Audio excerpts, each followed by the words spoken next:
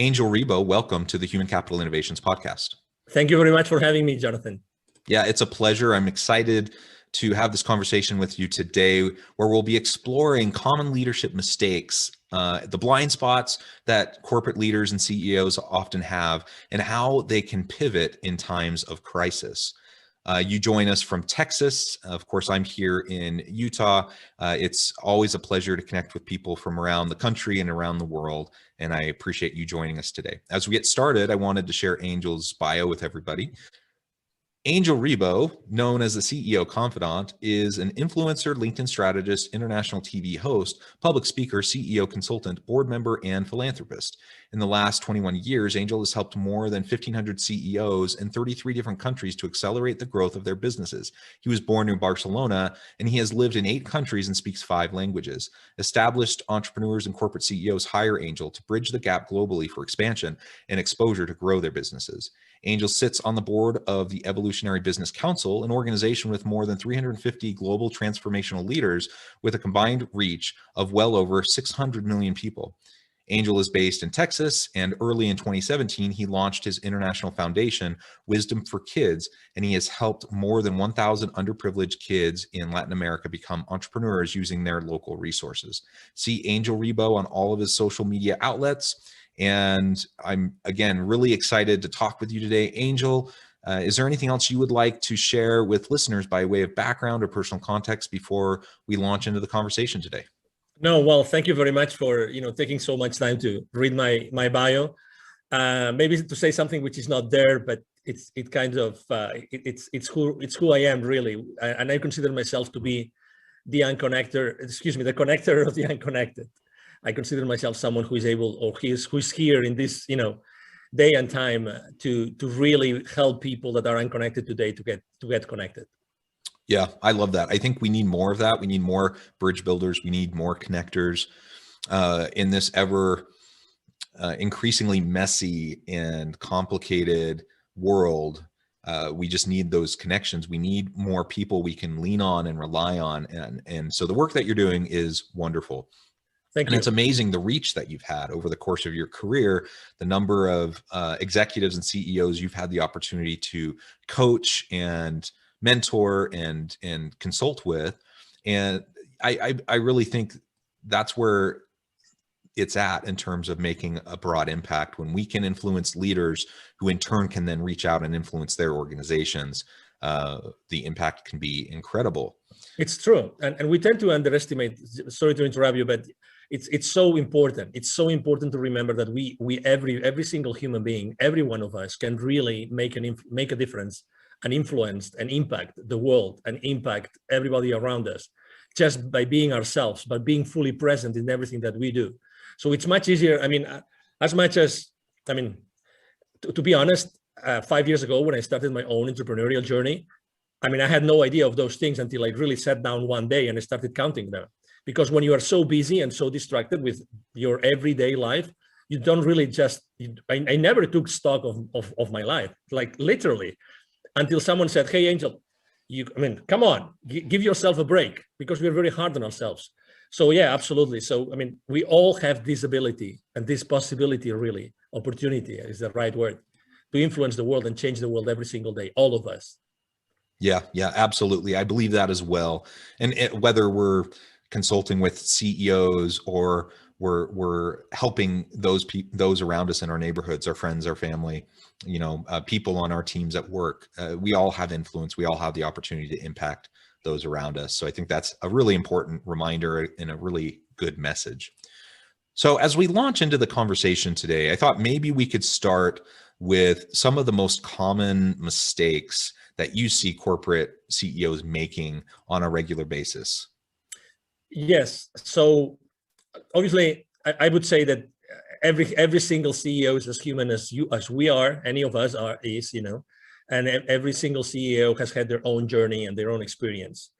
So at the end of the day, maybe the only difference between we mortals and ourselves, between themselves and ourselves, is that they have a larger area of responsibility. Okay, they're responsible for millions, probably millions or billions of dollars, right? They have a large teams in general, right? And obviously they have to make sure that they serve their shareholders, because at the end of the day, every single organization, regardless of the size, they are serving their organization, they are serving their shareholders, and that who are the ones that put the money in the first place. So they own themselves to the board, who is making sure that consistently those shareholders receive this value.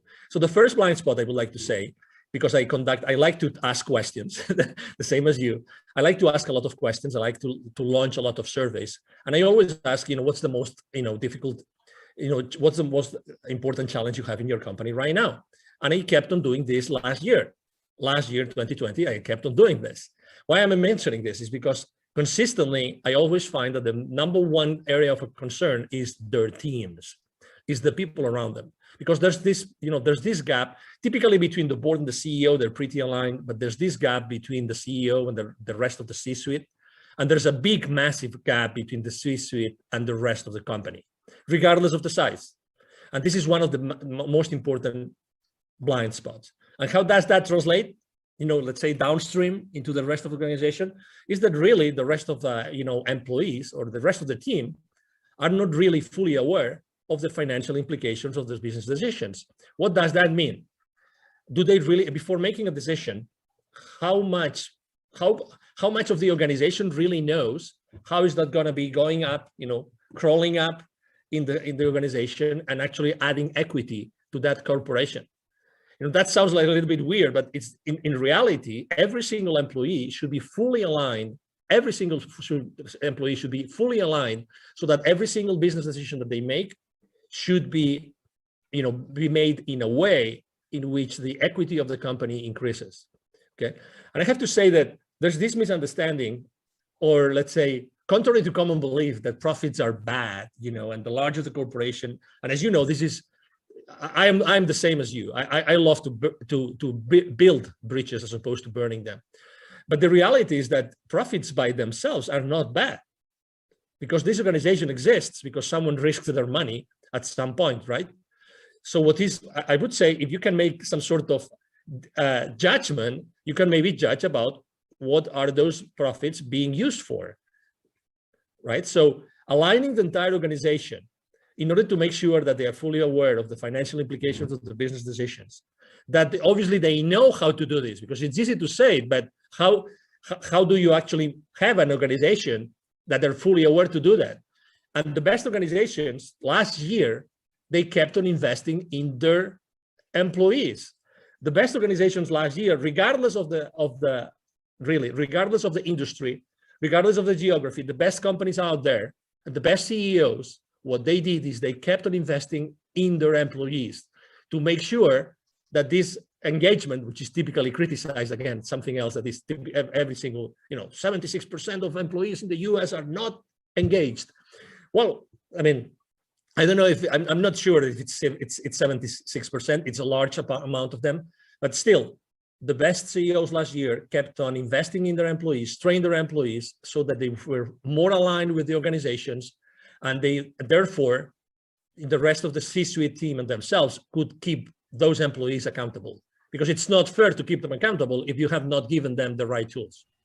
Make sense? Yeah, absolutely. And I think one of the reasons why that is probably the case from this previous year, in the times of turmoil, the pandemic, companies are adjusting and having to pivot on a dime, just in order to stay afloat and to stay open and to not lay off all their people. And so in order to do that, it required a heightened level of transparency and openness and a showing of genuine care and empathy.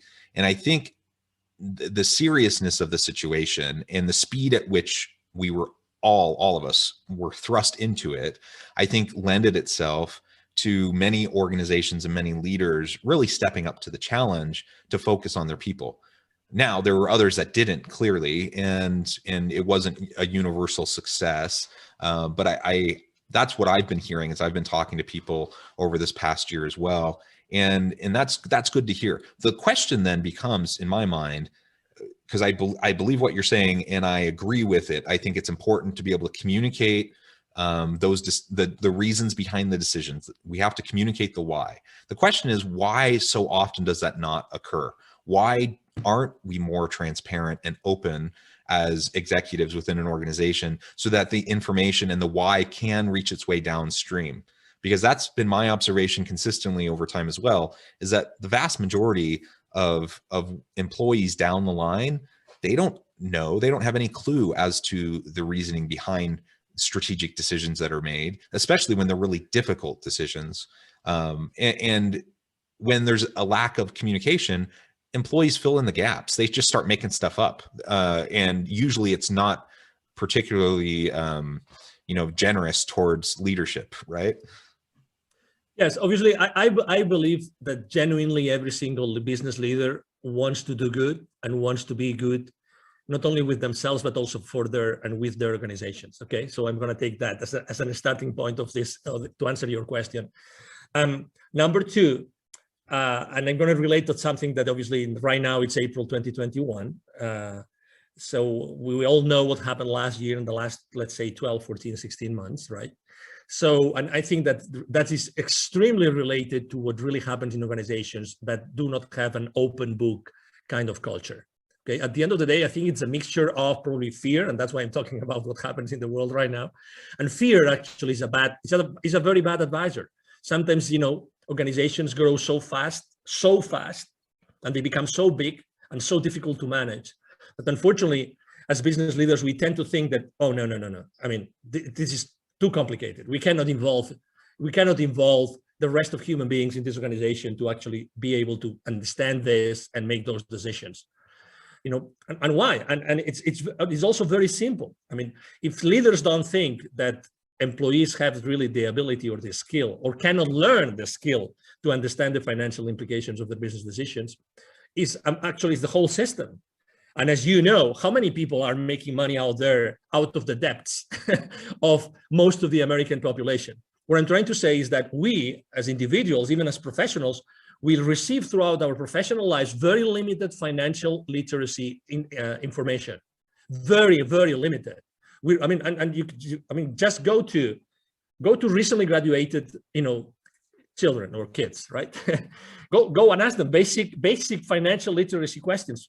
How many are going to answer the right question? Are going to give you the right answer? Excuse me. Very limited. So obviously, we live in a world that unless we as business leaders, I'm talking about CEOs, we become fully aware that we have to train and we have to do it, because unless things are not going to change. So again, I think there's some fear there that they think that probably they're not going to understand it. Obviously, there's some mistrust. And again, remember, CEOs or business leaders are human beings. Human beings, the number one thing, we cannot change the structure of our brain. We live in survival mode, like it or not. And I'm not talking about this famous Minecraft. I'm not talking about Minecraft survival mode. I'm talking about the survival mode that keeps us alive, right? And as parents, we do the same thing with our kids. By the way, I appreciate the reference to Minecraft. My two little boys love playing in survival mode on Minecraft. So that's a nice little aside. Yeah, absolutely. That's why I like to mention it. So we live in survival mode. So we tend to protect ourselves and we tend to protect our small boxes. We live in boxes. We live our lives creating boxes in which we perceive we are free and safe. All the time.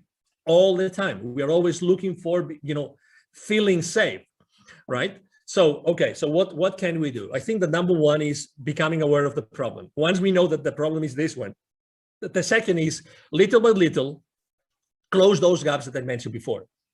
And the gaps and as soon as you start, closing those gaps, you will realize that everybody fully empowered can actually keep on increasing shareholder value non-stop. And it looks like we're talking about large corporations. That applies to the small, 5, 10, 15 employees, mom and pop, brick and mortar, business. It's the same thing.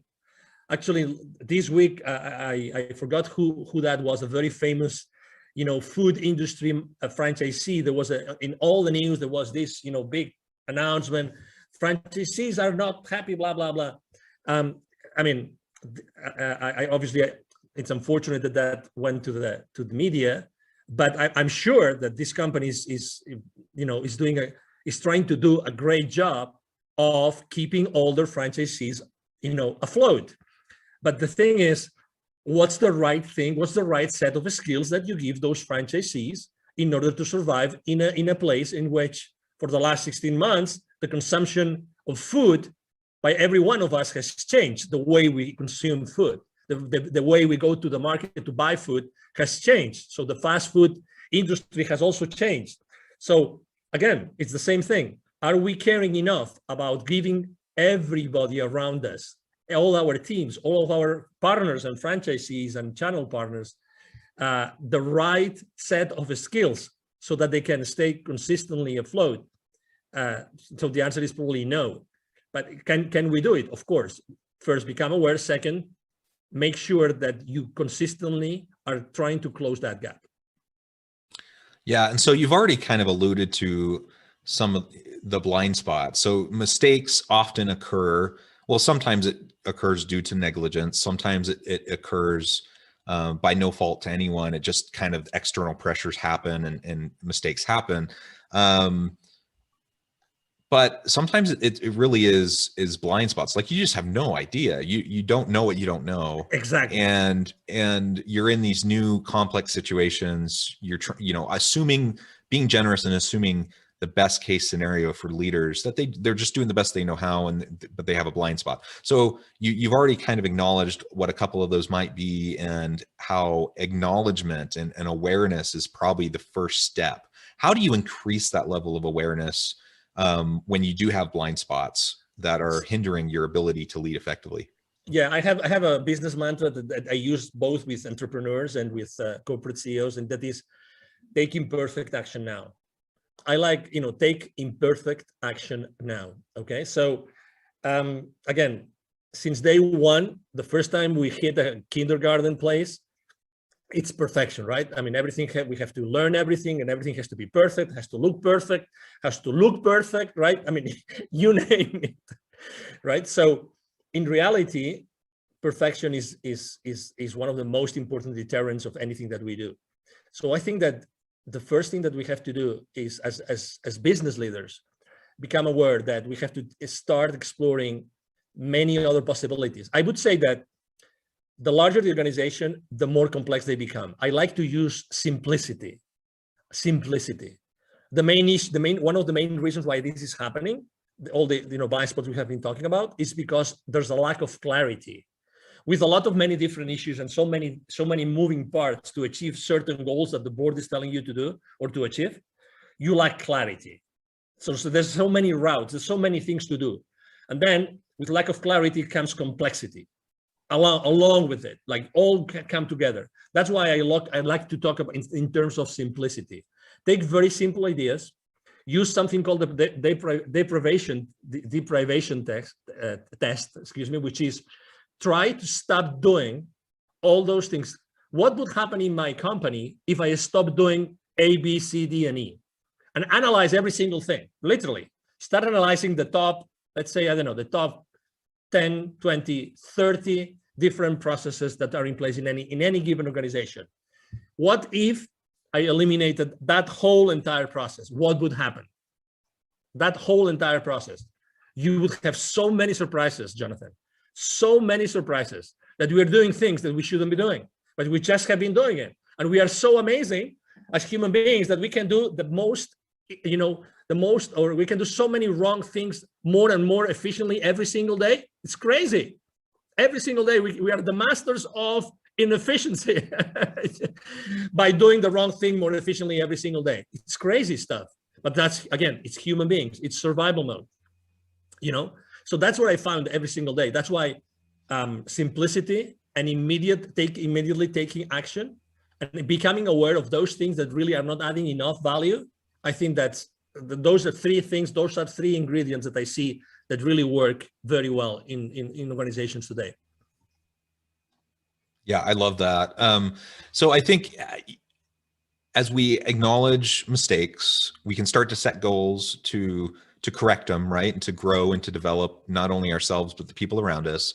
We can start to diminish our blind spots. We can never get rid of them completely, but we can shrink our blind spots as we do some of what you just talked about, as we surround ourselves with good people, with diverse perspectives who can help, shine a light on those blind spots and who we trust. And then as we get to that point where we start to diminish those blind spots, it does allow us to have a better chance at making the adjustments necessary to respond to these external pressures that we might be facing that might be negatively hurting the business. So let's, in our last few minutes, let's talk a little bit more about how we pivot during times of crisis, and ultimately with the goal of helping the organization to stay strong and sustainable. Yeah, I will start from small, and then I will grow to large organizations. Typically, I think that every single entrepreneur out there had to adapt to what happened in the last, again, 14, 16 months, right? Almost everybody had to pivot in some way. And the way we did it is, I always talk about 4 different things when someone wants or needs to pivot. Number 1 is, what are you really enthusiastic about? What's your passion? That's number 1. Number 2, it's what you are an expert on. What your organization or what yourself, you are really good in doing, and everybody out there acknowledges that you're really good in doing that. Number 3 would be, what is the market really wanting right now? What is the market really wanting? And number 4 is the market willing to pay for that? Those are the 4 things I always consider when I talk about pivoting. All those 4 things have to be considered. If you are an entrepreneur, the passion part plays a more important role, just because you are, let's say, you're closer to, when the rubber hits the road, right? You are much closer to making decisions, and those decisions transpire to smaller organizations faster, right? But when there are larger organizations, basically, exactly what your expertise is, and that's the main thing. That's the main thing that happened last year, right? And I'm not going to talk about declining revenues in most of the industries, but I'm going to talk about how last year the markets changed. The markets changed. So what do the markets needed last year, and what do the markets wanted last year? And that's the most important thing. And as you probably remember, large corporations like automotive companies suddenly started to manufacture ventilators. You will remember that in the beginning of 2020. So this is a good example. So the best way to do it is actually, exactly what you're good at. Exactly what your expertise is. Analyze what the market you think needs or wants at this point in time, because these are 2 different things, right? And then start immediately taking imperfect action and knowing if you can use the resources and the expertise that you have in place already built in the company, if you can offer it to the new market that is being created, or with the new needs that the market already exists, right? Obviously, that means business development last year changed a lot. You reached out to your clients and said, hey, how can I serve you better? I remember I myself was working for a large corporation 2008, 2009, and actually was one of the most successful years for me ever in the part of the business that I was dealing with in that particular company. You know why? Because we fully engaged like never before our client base. That's what we did. We reached out to them and we said, hey, we know you're suffering. How can we help? What's the number, and what's the best thing we could do for you today, knowing that it's going to be hard for everybody? What can we do right now? And I remember all my distribution channels working heavily day and night, just providing this additional need that our clients needed at that point in time. Again, it's giving the value that the market needs, doing the best that you can do, and the thing that they're an expert on. Yeah. Those are great questions to be asking as we think about how to pivot and the strategy around that, and focusing on your channels, focusing on your customers, focusing on the value you bring to the market is always important. The other thing that you've said multiple times today that I think is really worth spotlighting is this idea that we need to move forward. We need to take a step into the darkness. We need to act, even if it's not perfect. And, taking a shotgun approach, before planning is not what we're talking about. But you plan, you're thoughtful, you're careful, and you act. And as long as you have built-in mechanisms to iterate, so you can learn, you have feedback loops and you can learn as you go, then the action becomes an opportunity for learning. And even if things don't work, you've learned, you refine, you iterate, now you keep acting, and you can build the plane while you're flying it, so to speak. And I think that's a really important reminder and a good lesson for people, especially those who might have perfectionistic tendencies. Angel, it has been a real pleasure talking with you today. I really appreciate your insights. The time has flown by. Before we close, I did want to give you a chance to share with listeners how they can get connected with you, find out more about your business, and then give us the final word on the topic for today. Thank you. Well, thank you very much. I mean, we are right now. It's it's April 2021, as I said before. The first thing I would like to say is obviously the easiest way to connect with me, as you will see if you go online. I'm on all the social media outlets. I am actually publishing content every single day, and I keep on building those bridges that have been burned for the last for the last month, because I think that that's something that we all have to do. The easiest way to reach out to me, I'm going to give my direct email address, which is Angel, ANGEL, @angelribo.com. Ribo is my last name, and it's spelled like R-I-B as in boy, O, Angel @angelribo.com. And the last thing I would like to say is, even if sometimes it looks like we are stuck, it looks like we cannot move forward. That doesn't matter if you are, if you're a large corporation or if you are a small entrepreneur. What I would like to tell you is that, every single day we have the opportunity to discover how infinitely powerful we are, all of us. And there's really out there, there's gonna be always customers that only us we can serve with ourselves and or with our organizations. Only us we can do, or we can serve with our products and with our services. So just go out there, take imperfect action, receive that market feedback, and keep on course correcting whenever necessary. And obviously, thank you very much, Jonathan, for having me here today, and thank you to the audience that has been watching or listening to us. Wonderful. Thank you, Angel. It has been a real pleasure. I encourage listeners to reach out, get connected, find out more about what he can do for you. And as always, I hope we can all stay healthy and safe, that you can find meaning and purpose at work each and every day. And I hope you all have a great week.